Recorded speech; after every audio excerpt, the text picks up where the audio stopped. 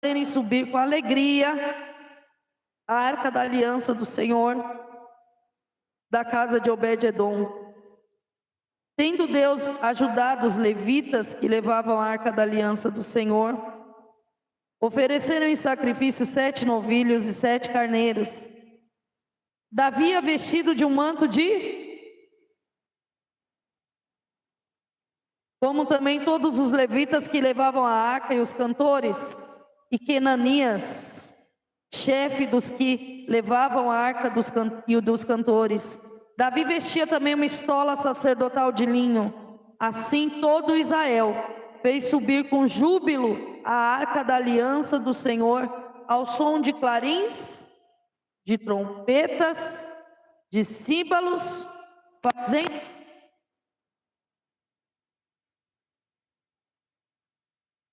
na cidade de Davi. Mical, filha de Saul, estava olhando pela janela e vendo ao rei dançando e folgando, desprezou no seu até aqui. Feche os seus olhos, peça para o Espírito Santo abrir o seu entendimento acerca da palavra, ministrar no seu coração essa palavra. Peça para o Espírito Santo falar com você nessa noite, te dando as respostas daquilo que é o mais profundo do teu coração e que só você e Ele sabe. Pede para o Senhor te ensinar a viver essa palavra. Pede para o Senhor te mostrar o que precisa ajustar aí na sua vida. Pede para o Senhor transformar esse interior, Senhor, em nome de Jesus. O Senhor é aquele que sonda os corações e a mente. O Senhor é aquele que conhece o nosso interior. O Senhor é aquele que libera a palavra de vida, de libertação. O Senhor é aquele que traz à existência o que não existe. Eu peço, Senhor, que o Senhor acerca da tua palavra. Eu peço, Senhor, que o Senhor venha conduzir nesse momento, Pai, em nome de Jesus, que o Senhor tenha a liberdade de falar através da minha vida, que a minha carne, Senhor, seja subjugada ao seu Espírito Santo e à sua vontade. Espírito Santo de Deus, traz vida e vida em abundância neste lugar. Tem gente que está olhando para algumas áreas da vida, Senhor, e declarando que estão mortas e que não tem como restaurar, não tem como mudar, mas eu sei que o Senhor é poderoso para tirar toda ação de morte e trazer ressurreição e vida. Desde já, Senhor, nós repreendemos todo valente, todo espírito mentiroso, toda devagação da mente, toda sonolência, toda religiosidade, toda atrapalhação, nós amarramos e lançamos no abismo na autoridade do nome de Jesus. Meu Deus e meu Pai, a festa no céu quando um pecador se arrepende. Que nessa noite ainda haja salvação, Senhor, para a glória do Teu nome. E em tudo que o Senhor fizer no nosso meio, nós já Te entregamos toda a honra, toda a glória e todo o louvor. Amém? Aplauda ao Senhor. Pode se assentar. Nós vamos falar um pouquinho desse momento onde Davi, ele traz a arca de volta para Jerusalém. Mas antes nós vamos explicar um pouco do que é a arca. Talvez você já conheça, talvez você não se recorde, talvez você não lembre. Se você lembra, glória a Deus. Se você não lembra, vai lembrar agora. A arca, ela era uma caixa de madeira de mais ou menos 1,10 m de comprimento e 65 metros de largura e altura, 75 centímetros, tá certo? Feita de madeira de acácia. A madeira de acácia era uma madeira dura que precisava ser trabalhada. Então tinha aqueles que receberam obras, habilidades de artífice, receberam habilidades para lidar com ouro e receberam habilidades para lidar com madeira, para que ela chegasse num formato em que Deus tinha passado as especificações para Moisés, e isso está lá em Êxodo capítulo 25, do versículo 10 ao 16. Essa caixa de madeira, ela precisava ter um formato específico.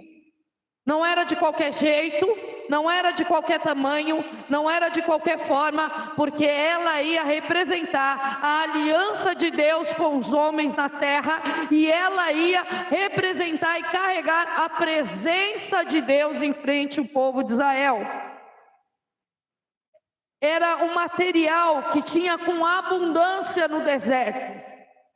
Era um material que não faltava. Entenda uma coisa: Deus trabalha com o material que você tem. O material que o povo tinha no deserto em abundância chamava acácia, madeira de acácia.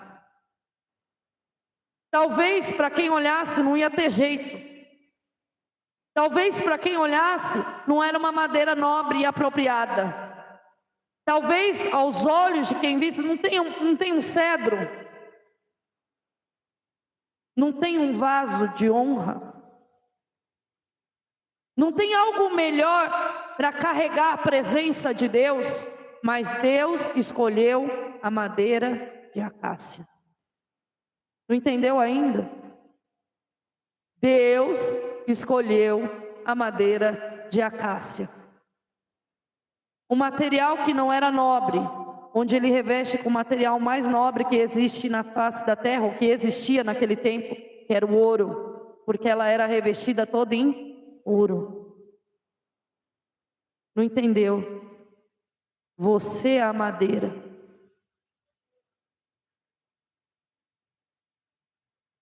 Você é a madeira que foi revestida com aquilo que é mais precioso. Suas vestes foi trocada e lavada no sangue do Cordeiro. Você é aquele que carrega hoje a presença do Deus vivo nessa terra. Sabe para que ela era usada? No tempo de guerra, ela ia na frente do exército. O próprio Deus ia na frente do exército de Israel. Os inimigos, quando olhavam para aquilo, já sabia e já temia o que vinha. Na sua frente vai a presença de Deus. Aonde você entra, a presença de Deus entra com você. Não é porque você é a madeira mais nobre, não é porque você é a madeira mais linda, é porque Deus te escolheu e te revestiu para a glória do nome dEle. É porque Ele fez de você templo do Espírito dEle. É porque Ele fez de você a morada do Altíssimo. Dentro da arca tinha 3 elementos. Quais eram os 3 elementos? A tábua da lei. A tábua da lei. João capítulo 1, versículo 1 diz que a palavra, Ele é a palavra. Você carrega a palavra no seu coração? Meu irmão, eu estou explicando para você, em outras palavras, como o Espírito Santo me ministra quando eu leio um texto. Eu estou te entregando o que o Espírito Santo fala comigo quando eu leio um texto. Diz ele: você é dura, mas é o material que eu tenho disponível, é você que eu vou usar, porque eu preciso de resistência. Diz ele: o material seu não é nobre, mas aquilo que eu ponho dentro de você é precioso. E é isso que eu vim falar para você nessa noite. Você pode olhar para você e falar: meu material não é precioso, mas o que você carrega é. Você pode olhar e falar assim: como? Dura desse jeito, difícil desse jeito, é assim que Deus quer te usar. Talvez você está aqui falando: mas como assim, pastora? Dentro da arca tinha as tábuas da lei, e o salmista fala: a tua palavra escondi, guardada no meu coração, para não pecar contra ti.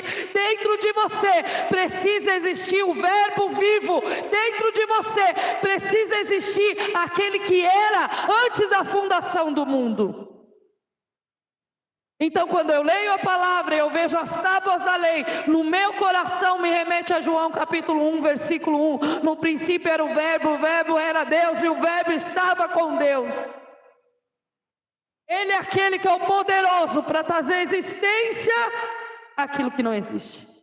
O segundo elemento era o maná. O pão que alimentava o povo em meio ao deserto. Ele é o pão vivo que desceu dos céus. Vossos pais comeram maná no deserto e morreram. Mas aquele que come do pão da vida terá vida eterna. E a vara ou cajado de Arão, que floresceu em meio a uma rebelião que existiu naquele tempo de Moisés. O Senhor deu a direção: o cajado que florescer é esse que eu escolhi para representar o sacerdócio. Dentro daquela arca tinha o cajado de Arão que floresceu milagrosamente. Dentro de você há o bom pastor Jesus Cristo. Dentro de você há o pão da vida, que é o suprimento maravilhoso que te faz correr 40 dias e 40 noites. Dentro de você há a palavra de Deus guardada no teu coração. E tem mais, a eleição do Senhor. Aí me traz o texto que diz assim: nós somos raça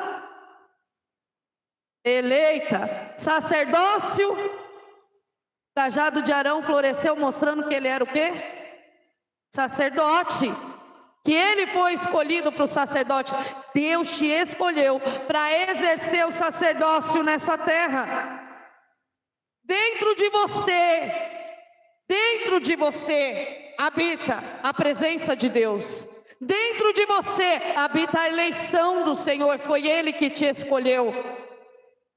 Mesmo com todos os seus defeitos, mesmo com o teu temperamento, mesmo do jeito que você acha que não vale nada, que não presta, Deus te escolheu e Ele pagou um preço pela tua vida.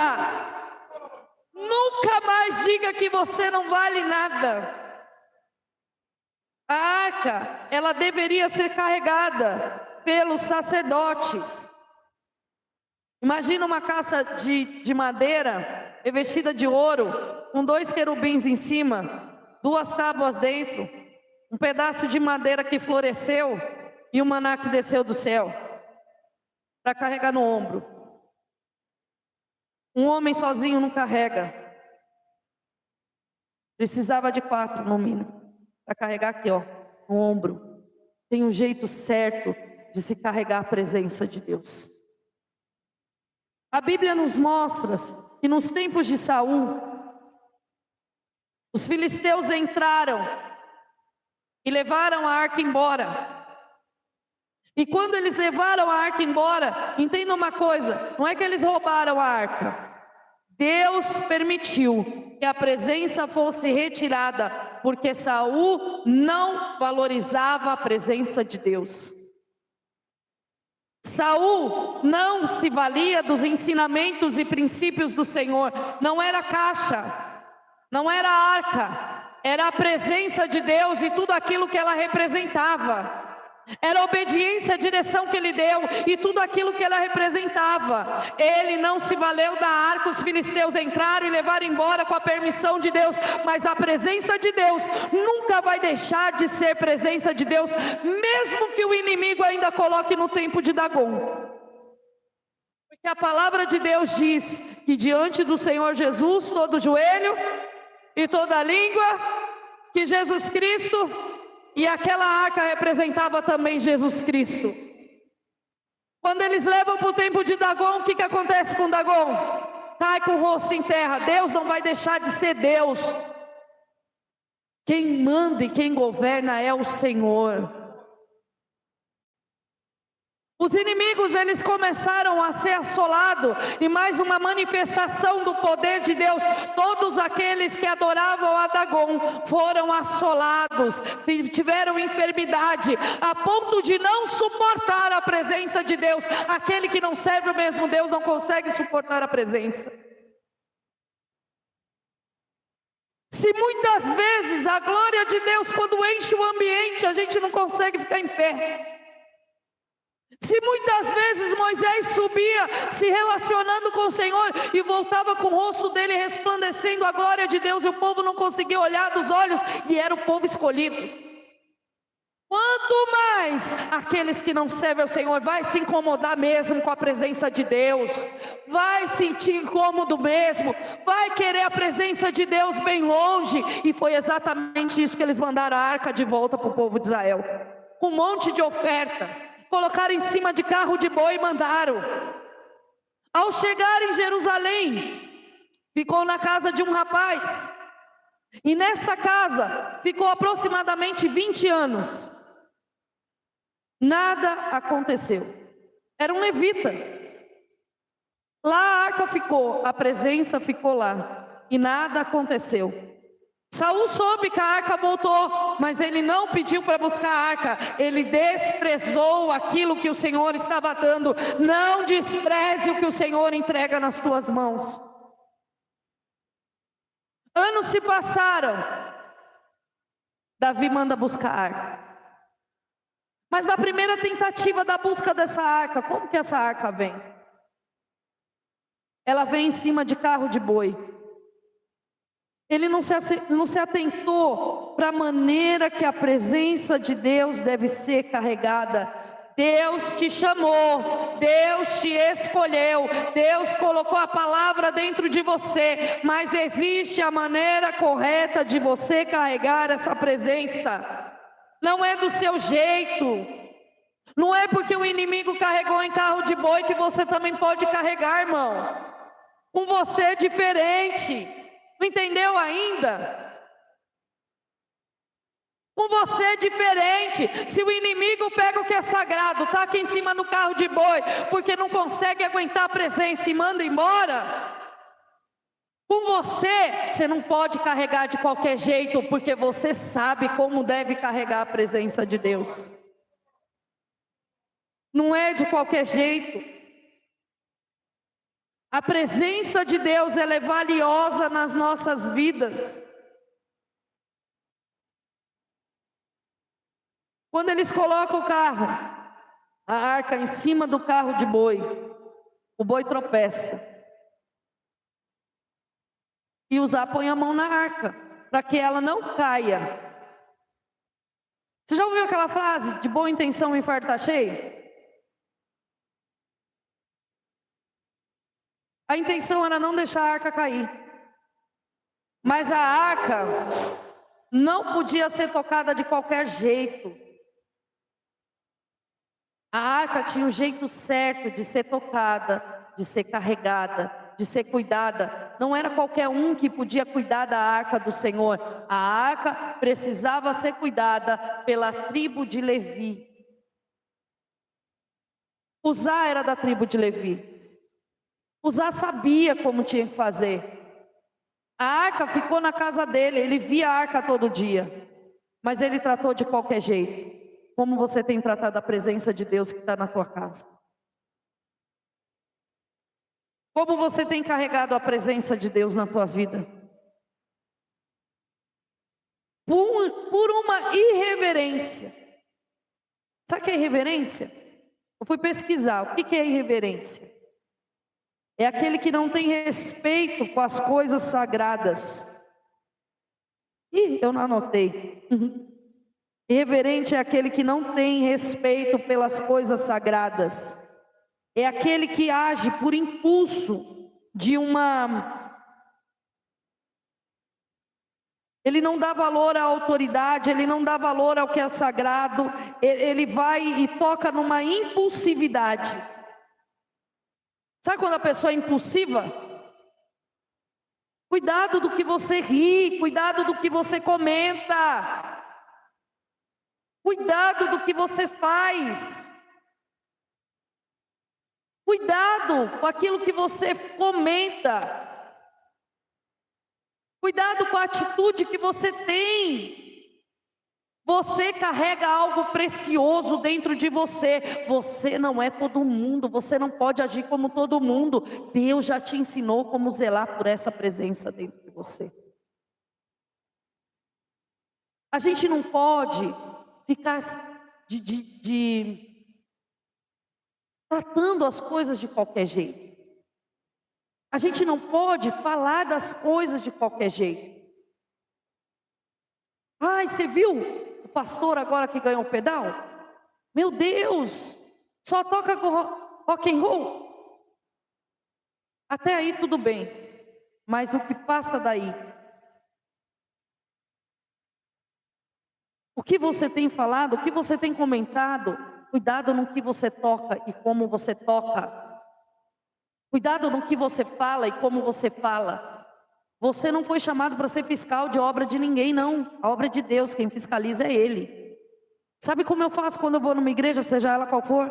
Eu entro lá dentro, fecho meu olho, consagro a minha adoração ao Senhor e adoro. Eu não estou olhando para o que está acontecendo, porque eu não estou trabalhando naquele lugar, eu não tenho a responsabilidade naquele lugar de correr porque uma criança derrubou uma água e pegar um pano para passar. Eu não tenho a responsabilidade naquele lugar de conduzir um povo à adoração. Então eu posso simplesmente fechar os meus olhos e entregar minha adoração ao Senhor. Se a irmã desafinou, se errou a letra, se errou o propósito, se não... eu não estou nem aí. Eu estou olhando para o Senhor Jesus. Eu estou glorificando o nome do Senhor. Eu não vou tocar na arca de maneira irreverente. Eu não vou falar da presença do Senhor, da forma com que Ele trabalha, seja na igreja A, na igreja B, na igreja C, não. Se Deus está trabalhando, deixa Ele trabalhar. Não toque de qualquer jeito nas coisas do Senhor. Não toque em pecado nas coisas do Senhor. Não toque com maledicência, com fofoca, com irreverência, ou seja lá o que for nas coisas do Senhor. Toque com zelo em nome de Jesus. Davi, ele se prepara para o momento, ele fica entristecido quando Uzá morre. E a arca passa 3 meses na casa de Obed-edom. Obed-edom também era da tribo de Levi. 20 anos na casa de um, a presença não fez diferença, porque não se valeu da presença. 3 meses na casa de Obed-edom, Deus abençoou Obed-edom e toda a sua família, diz o texto. A arca, ela é a arca para que seja testemunha, diz lá em Êxodo. Você é testemunha dos milagres que Cristo faz nessa terra. Você é testemunha daquilo que o Senhor faz na tua vida, na vida dos teus irmãos, na tua parentela. Você é testemunha viva do Senhor Jesus nessa terra. Você não está pregando um Cristo morto, você não está falando do Cristo morto. As pessoas olham para a tua vida e enxergam o Cristo vivo nela. É por isso que a arca não pode ser tocada de qualquer jeito. É por isso que o Senhor abençoa você que carrega essa arca em nome de Jesus. Quanto tempo essa presença está na sua casa e o que você já tem vivido? Sabe o que lembra essa entrada de Davi com a arca da aliança? Lembra a entrada de Jesus em Jerusalém. Era uma festa. Lembra da entrada de Jesus em Jerusalém, montado no jumentinho?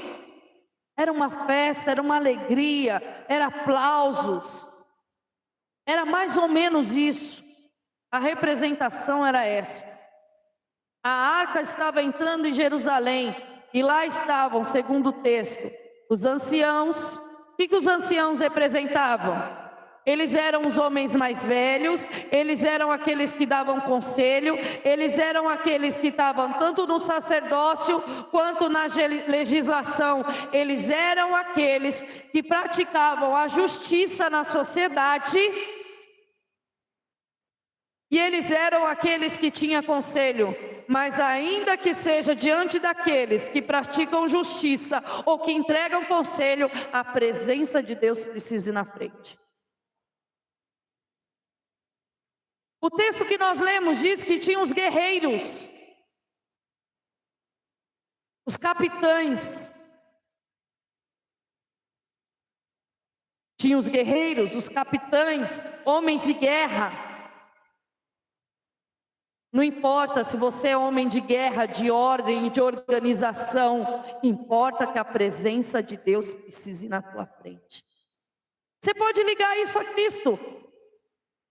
Ele era antes da fundação do mundo.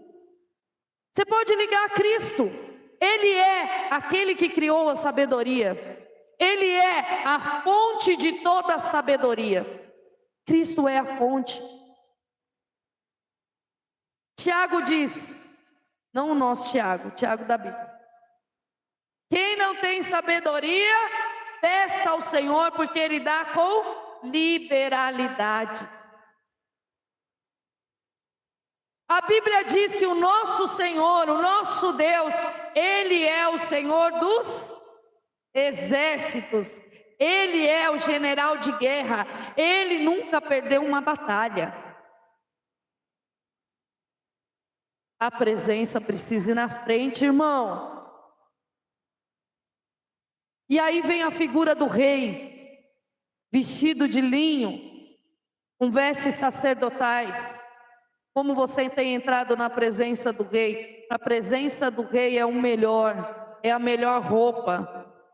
É a melhor roupa, é a melhor condição, é a melhor vestimenta para a presença do Rei dos Reis, Senhor dos Senhores, é para entregar o meu melhor. Como você tem entregue o teu melhor na presença do Senhor? Você tem entregue o seu melhor?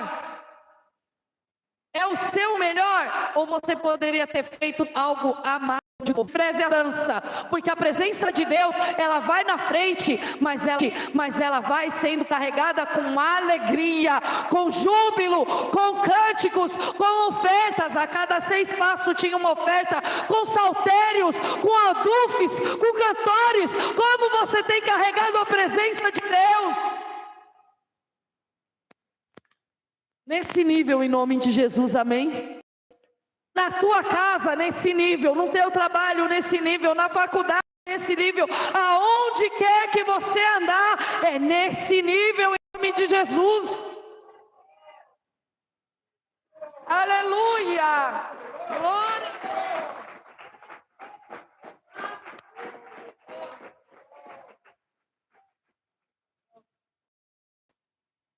A veste sacerdotal.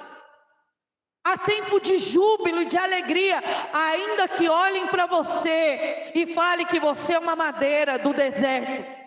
Ainda que olhem para você e não enxerguem valor.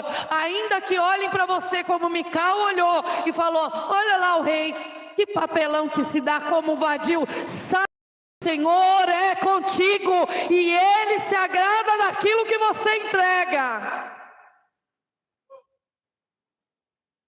Davi sabia o quanto era importante a presença de Deus. Você sabe o quanto é importante a presença de Deus?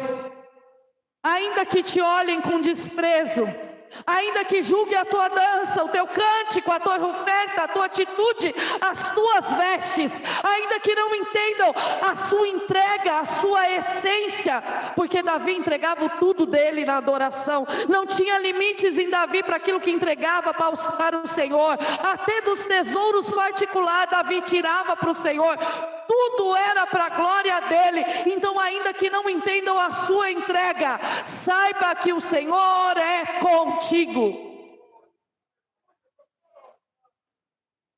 Tem entendimento de que o desprezo de Mical não afetou a entrega de Davi.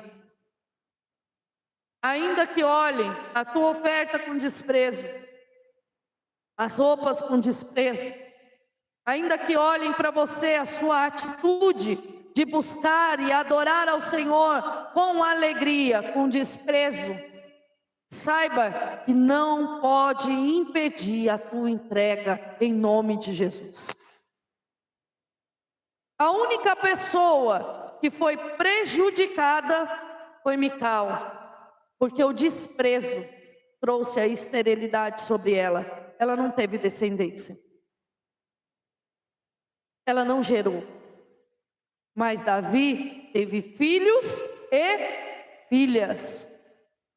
Jesus Cristo veio da linhagem de Davi.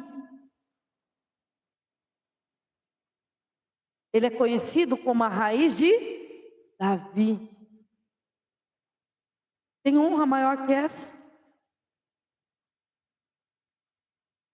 Existe honra maior do que ser da descendência de Cristo Jesus?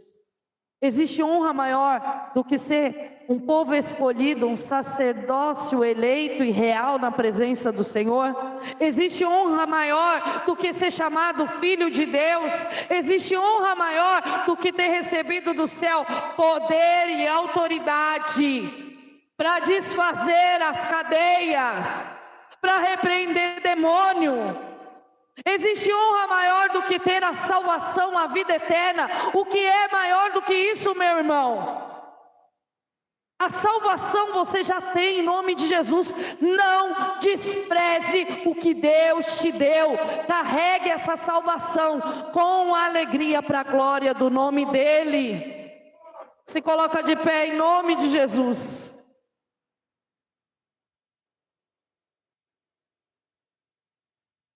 Você pode tratar essa palavra como uma palavra da Gisele. Agora, se você entendeu e se o Espírito Santo falou com você, trate ela como uma palavra de Deus. Como você tem carregado a presença? O que está no teu interior? A arca tinha a palavra de Deus, dentro de você tem a palavra de Deus. A arca tinha o cajado, que representa o sacerdócio, o cajado que representa a direção. A direção de Deus dentro de você, você está caminhando debaixo dessa direção. O que tem dentro de você, meu irmão? Como é que você tem carregado essa arca? Com escárnio? Como você tem carregado essa presença? De qualquer jeito?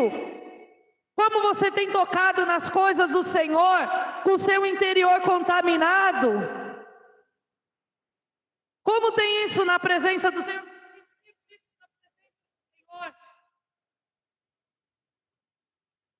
Você está carregando nos carros de boi porque é mais fácil, porque todo mundo carrega?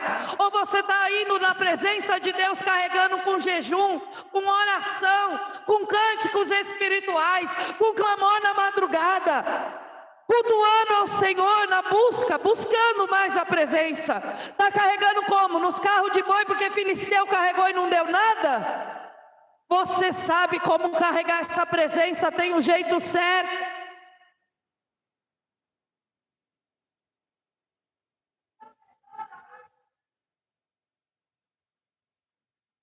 Ai, mas está pesado a arca. Meu irmão, é porque não é para carregar sozinho. Precisa colocar no ombro, irmão. Precisa de mais gente para te ajudar a carregar a arca. Dá trabalho mesmo, irmão, mas é para a glória do Deus vivo. Como é que você tem feito? Com murmuração, com cânticos, com adufes? Como é que você tem carregado essa presença dentro da tua casa, com murmuração ou com adufe? Como é que você tem carregado essa presença no teu trabalho? Como é que você tem carregado essa presença no teu casamento? Como é que você tem carregado essa presença na tua vida? Ou você está falando assim, não, mas eu sou o rei, eu governo. A presença não tem importância, como fez Saul. Ou está fazendo igual fez o outro, 20 anos da presença na casa e não se valeu da presença. Não se relacionou com a presença, não viveu os milagres, não desfrutou do que a presença tinha. Você a partir de hoje vai começar a desfrutar da presença de Deus e de tudo aquilo que ela traz em nome de Jesus. Meu irmão, começa a se valer dessa arca em nome de Jesus. A palavra de Deus diz que o Senhor Jesus tomou sobre si toda a enfermidade.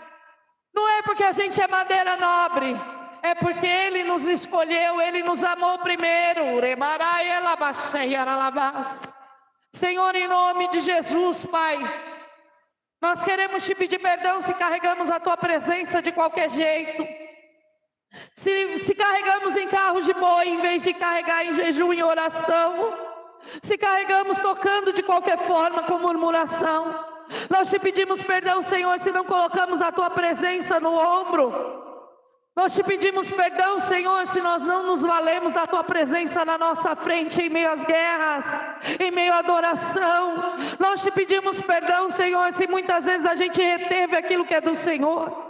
Meu Deus, em nome de Jesus, Pai, nós te pedimos perdão se muitas vezes nós não entendemos que nós carregamos dentro de nós o nosso Salvador, Senhor Jesus Cristo. Nós te pedimos perdão se não entendemos que carregamos o Teu Espírito Santo dentro de nós. Nós te pedimos perdão, Senhor, se não frutificamos para a glória do Teu nome. Nós te pedimos perdão, Senhor. Nós queremos carregar a presença do jeito certo.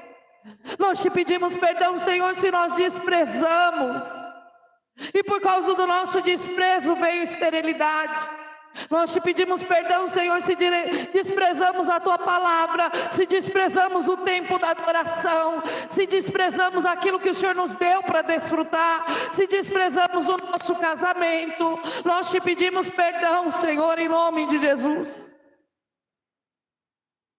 Nós queremos caminhar, Senhor, debaixo da Tua direção, debaixo da Tua palavra, Senhor.